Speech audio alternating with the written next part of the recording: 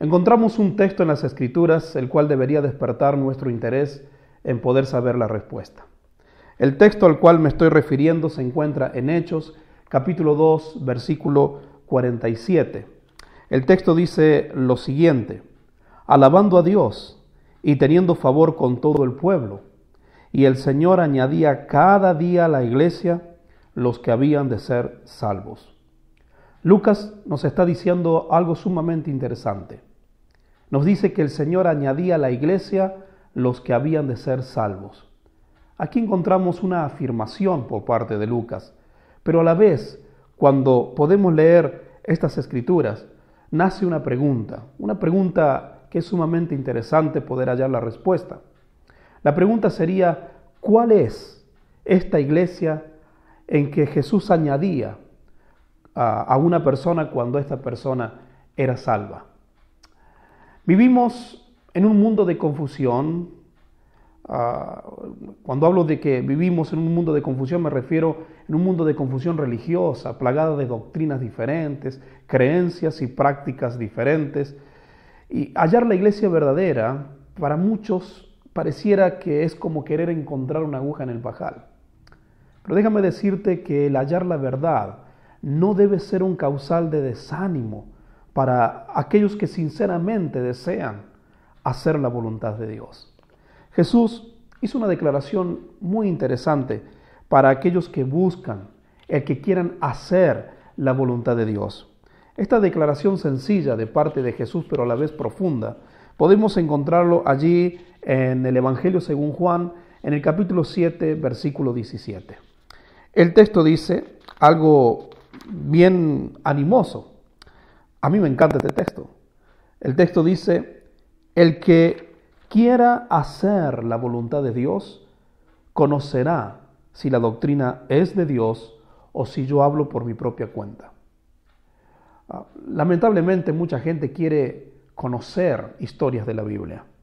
Mucha gente quiere conocer historias bonitas acerca de Jesús, pero no tienen intención de hacer la voluntad de Jesús.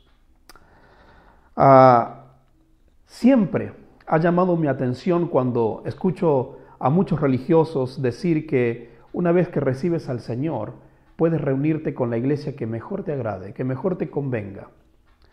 Déjame decirte que pensar así es justamente el aceptar la multiplicidad de iglesias y de creencias y de doctrinas y de prácticas sin importar lo que el Señor pueda estar diciendo. Jesús afirmó a Pedro en una oportunidad durante su ministerio algo interesante también, refiriéndonos al tema que estamos tratando. Ahí en Mateo capítulo 16, versículo 18, nos dice algo en el cual debería motivarnos a pensar y a meditar cuál es la iglesia en la que Jesús añadía a una persona cuando era salva.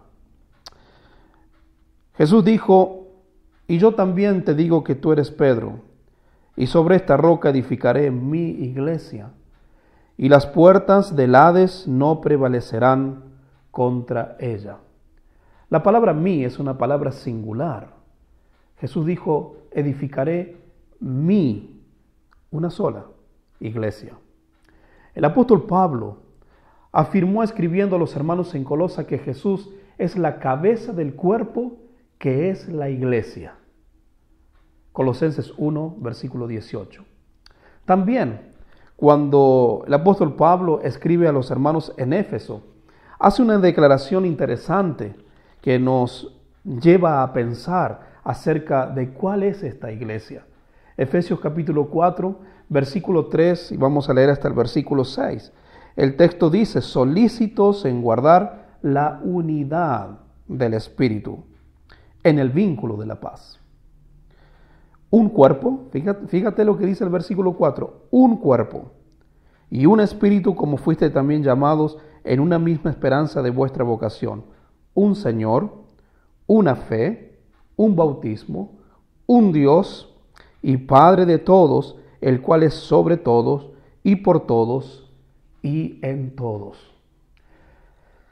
Ya como lo hemos visto anteriormente en el versículo de Mateo capítulo 16, versículo 18, en las palabras de Jesús, Jesús habla que edificaría una iglesia, es decir, una iglesia.